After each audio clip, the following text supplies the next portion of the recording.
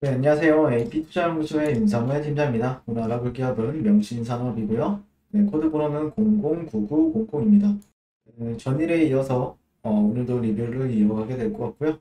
전일에 뭐 여러분, 두 분께서 이제 문의해 주신 부분들에 대해서 제 생각을 어제 말씀을 드렸고요. 이게 제 생각인 거지, 이게 뭐 맞고 틀리다라는 거라고는 생각을 안 하시는 게 좋습니다. 왜냐면은 저 역시도 어떻게 될지 몰라요. 어떻게 될지 모르지만 그거에 맞춰서 그냥 제 생각을 말씀드리는 거니까 저라면은 어떻게 할까?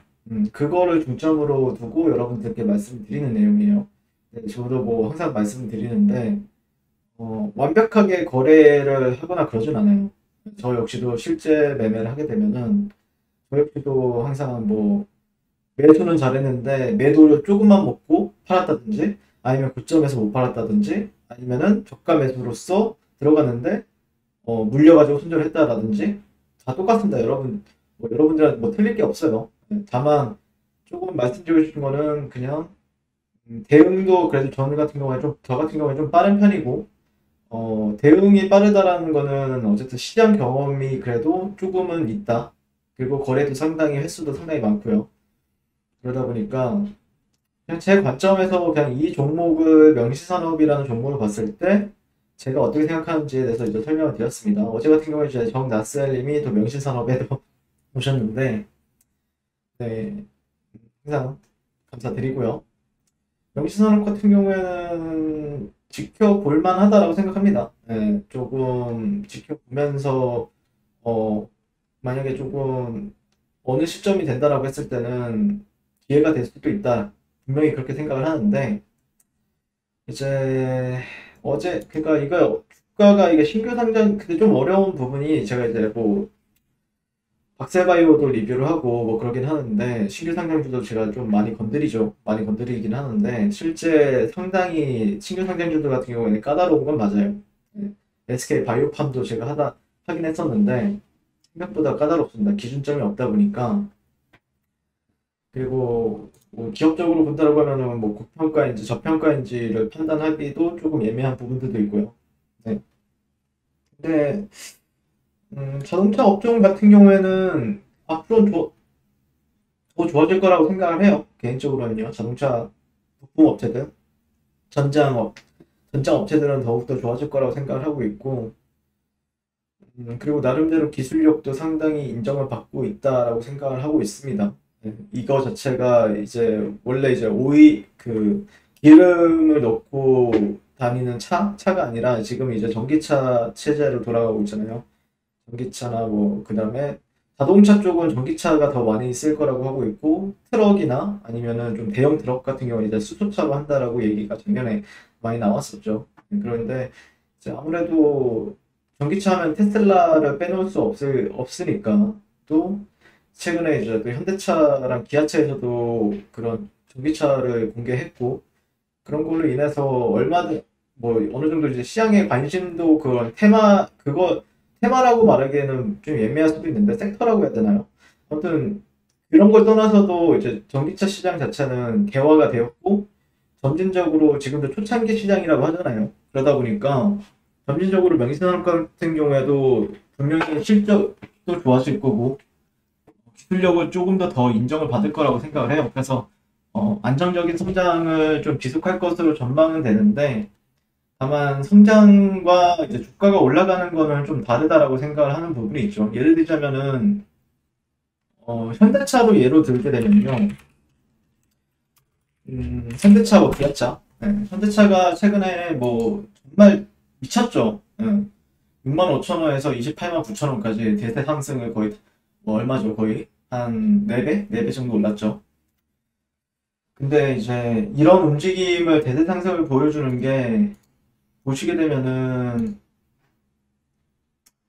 2009년에 한 번 있었고요. 네, 그 다음에 2020년도 지금 11년 만에 이런 대세 상승을 보여주는 거예요. 네, 약간 그전에는 2003년도 그러니까 대략적으로 8년에서 10년 주기로 대세 상승을 한번 보여주고 그 다음부터는 좀 재미가 없는데 아무튼 현대차는 뭐 저는 저 같은 경우에 이 레벨을 가지고 여기를 좀 돌파한다, 직전의 고점을 돌파한다라고 하면 또 대세 상승은 얼마든지 또 보여줄 수 있다라고 생각을 하고 있어요. 저는 하고는 있는데, 근데 이제 그거가 이제 항상 이제 어느 정도 주가가 또 올라가다 보면은 만년 저평가 시절이 또 있거든요. 성장성을 부여받지 못하게 되면요. 예, 그렇기 때문에 항상 중요한 건 성장성이고, 그런 거에 있어서 어떻게 시장 참여자들이 생각을 하고 이 기업이 어떻게 일을 하는지도 항상 지켜봐야 되겠죠. 만약에 이 종목에 대해서 투자를 지속적으로 할 거라고 하면요. 네.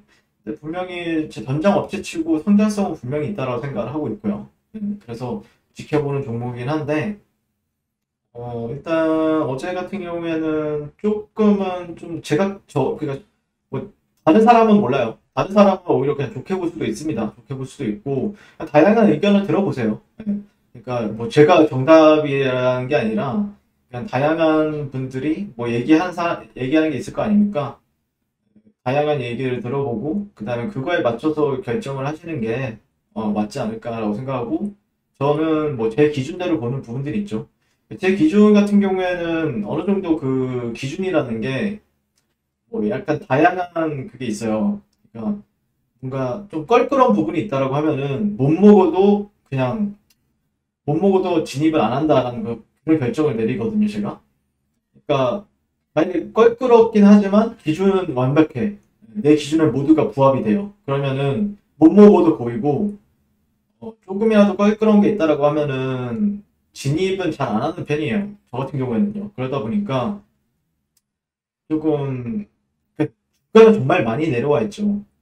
주가는 정말 많이 내려와 있고 어떻게 보면은 61,400원이던 주가가 지금은 현재 23,000원 정도, 그러니까 거의 한 3분의 1 정도까지 주가도 많이 내려와 있는 상태인데, 실제 주가 흐름에 있어서는 추세라는 게 있고 그리고 추세가 반전이 되기 위해서는 어떤 조건들이 좀 필요한 부분들이 있는데 그런 조건에 있어서는 좀 지켜보는 부분들이 있습니다.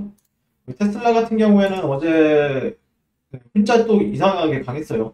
다른 마이크로소프트, 구글, 애플이나 페이스북, 아마존도 조금 네, 올라왔죠. 근데 이 이유 자체가 테슬라는 지금 보시게 되면 어떤 흐름을 보여주고 있냐면은 이게 이제 키움증권의 이제 서상영의 그 아침마다 이제 그 시황을 적어주신 서상영 씨가 있죠. 그분이 무슨 말을 했냐면은 미 증시는 어제가 이제 FOMC가 새벽에 있었죠. 국채금리가 1.7% 가까이 상승하자 기술주 중심으로 매물이 출회되며 나스닥은 장중에 1.5% 가까이 하락. 그러나 연준이 FOMC를 통해 금리 동결을 지속하고 경제 전망을 상향 조정하자 상승 전환에 성공. 예. 한편 파워 의장이 테이퍼링 논의 시기에 대해 언급 후 상승폭이 확대되기도 했으나 국채금리가 재차 상승세를 보이자 나스닥 또한 상승폭이 일부 축소되며 마감이 되었다고 하죠. 네. 그래서 FOMC를 통해 완전 고용과 인플레 수준 도달까지 기존의 국채 매입 규모를 유지할 것이라고 발표했고 더불어 올해 성장률 12월 발표보다 상향된 6.5% 발표. 네. 그러니까 중요한 게 이제 금리예요, 금리.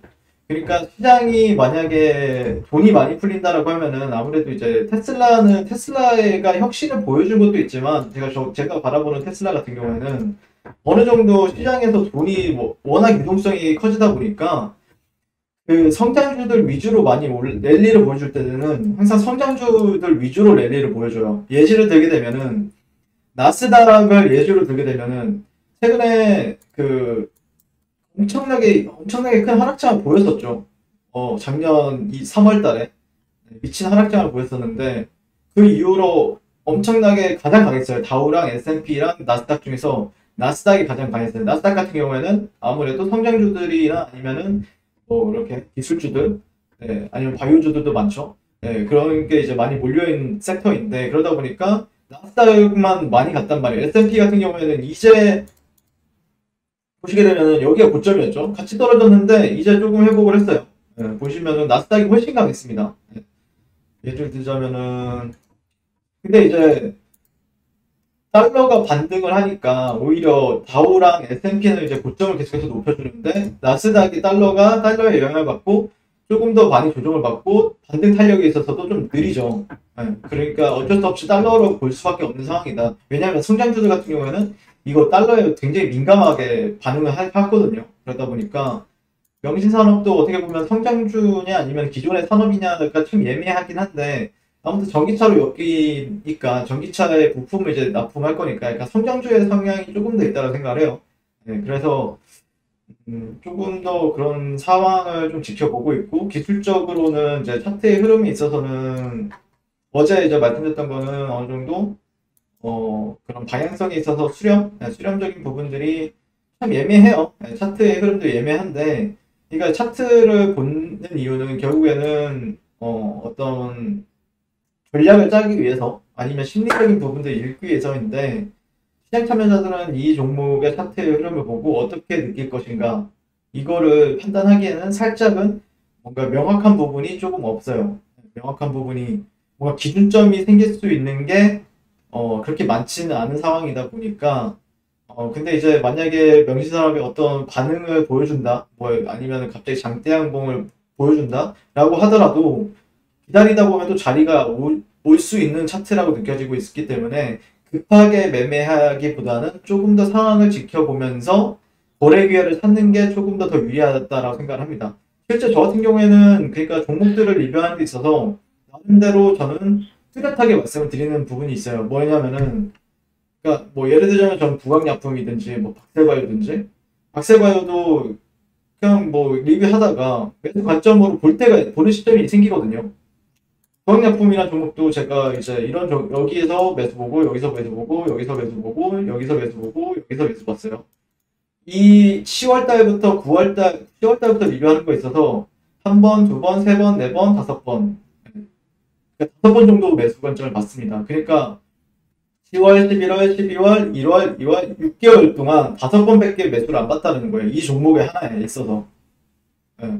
근데 이제 그만큼 기다릴 때는 굉장히 지루해요. 그리고 그렇기 때문에 욕도 많이 먹습니다, 제가. 왜냐면은 너는 부강약품 이 종목을 이제 만약에 내려오잖아요. 이런 식으로 이제 반등을 주고 이 저점을 깼어요. 그러면은 한 이게 별거 아닌 것 같아도 한 2주 정도 되거든요. 그럼 2주 동안 조금 저라면 관망을 하겠습니다. 이렇게 얘기를 해요. 솔직하게 제 관점을 리뷰를 해요.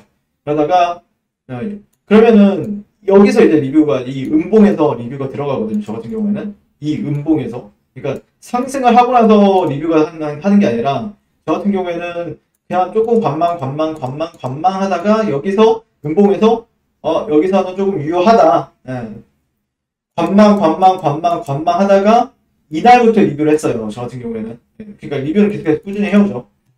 항상 말씀드리고 싶은 게 전 나름대로 정말로 최선을 다해서 리뷰를 하는데 실제 이제 받아들이는 그러니까 리뷰를 보는 사람들 같은 경우에는 좀 답답할 수는 있습니다. 왜냐면은 실제 오르든 내리든 좀 그렇게 크게 영향을 안 받고 어떤 내가 만족하는 시그널이 나올 때까지 약간 기다리는 부분들도 많아가지고 저 같은 경우에는 그래서 저라면은 조금 더 관망을 하고 매수 거래 기회를 지금 찾아보고 있습니다. 시간이 지나면 지날수록 거래 기회는 생긴다라고 보고 있기 때문에 그런 관점에서 지켜보는 게 맞지 않을까라고 생각을 합니다. 오늘도 명시산업에 대해서 리뷰를 마치게 될 것 같고요. 시청해주셔서 감사드리고 항상 성공 투자를 응원하겠습니다. 감사합니다. 네, 그리고 무료 추천 종목을 매일매일 드리고 있습니다. 네이버에서요. AP투자연구소를 검색하시고요.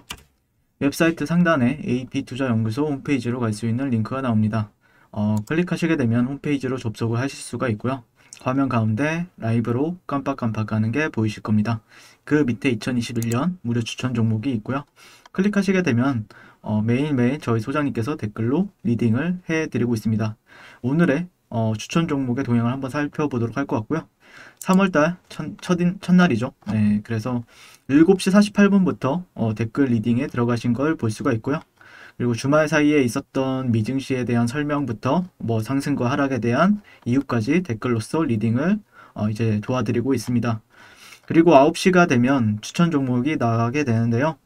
종목명, 매수가, 1차 목표가, 손절가가 함께 제시가 됩니다.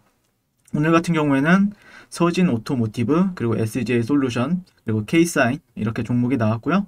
서진 오토모티브 같은 경우에는 현재가 2,900원 기준 매수, 목표가 2,985원, 손절가 2,750원으로 대응합니다. 이렇게 목표가, 손절가가 명확하게 같이 제시가 됩니다. 그랬을 때 이제 주가가 상승하게 되어 목표가에 도달했을 때는 목표가에 도달했다고 댓글로 리딩을 도와드리고 있고요. 하락하면 하락하게 되었다고 손절에 대한 리딩도 함께 도와드리고 있습니다. 지금 이 무료 추천 종목은 로그인을 하지 않아도 누구나 다 볼 수 있는 공개되어 있는 댓글 리딩이기 때문에 홈페이지에 오셔서 종목이 필요하신 분들은 많은 도움 받아가시면 좋겠습니다. 감사합니다.